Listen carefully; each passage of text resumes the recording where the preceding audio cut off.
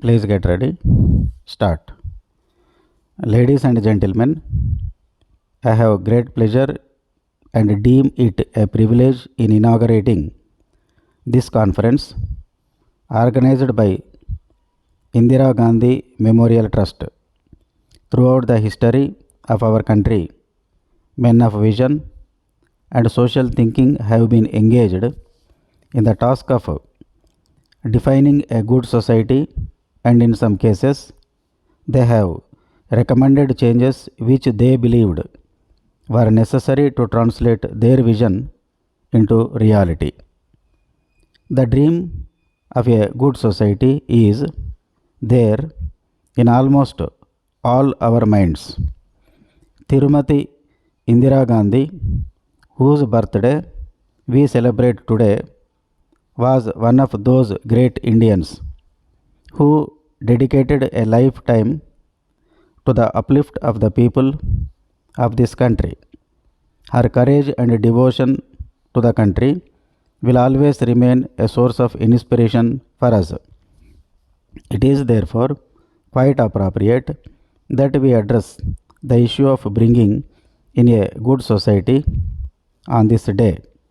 In this connection, I wish to point out that there is no solution which could be valid at all times. The framers of our constitution were confronted with the problem of reconciling their dream of a modern India with the immediate capabilities of the country. It appears to me that they resolved it by creating a body of fundamental rights and directive principles of state policy. Our constitution has utilized the concepts and arrangements found in other democracies, and at the same time has also given them a social angle so as to achieve a modern state. Establishing a democratic state is the most important aspect in a good society. This has been attempted not only in this country but also in other parts of the world. You may be aware that many of the new states which emerged after the Second World War attempted to work within a democratic setup, but these efforts were given up within a short period. In many cases, authoritarian regimes were set up to attain the objective of economic and political development. I am sorry to state that the initial success we achieved in establishing a democratic country has slowly vanished.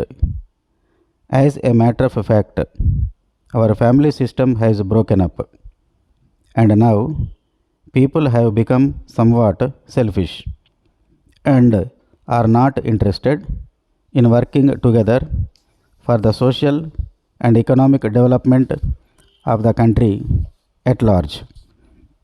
In this connection, I would like to suggest that if we are to really improve our nation, we should shed our narrow and self centered goals and work for developing a good society.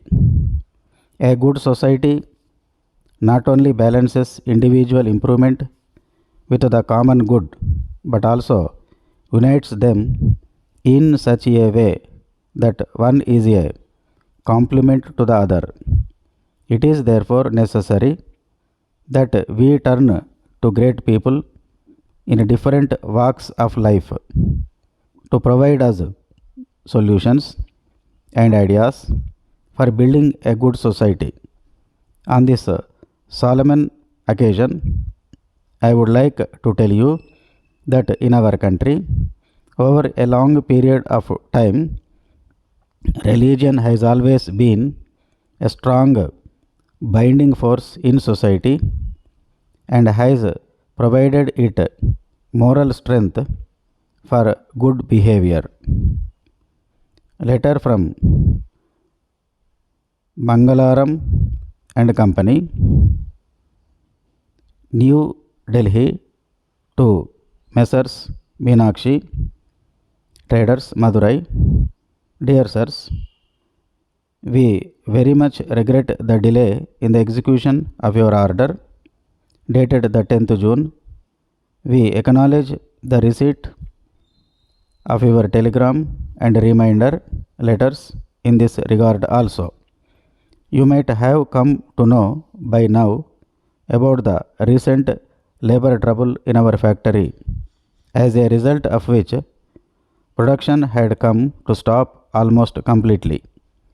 We were therefore not in a position to supply you the goods required, nor were we in a position to write letters to our patrons. We are now pleased to inform you that things in our factory have settled down and production has started in full swing.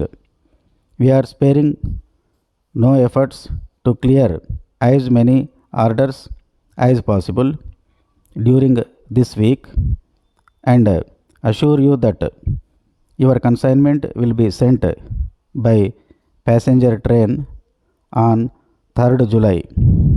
We may add that the difference in freight between the passenger and goods trains will be met by us to compensate you for the delay in executing your order. Please let us know by wire if any other arrangement will suit you, and we will try to accommodate your suggestion. Yours faithfully.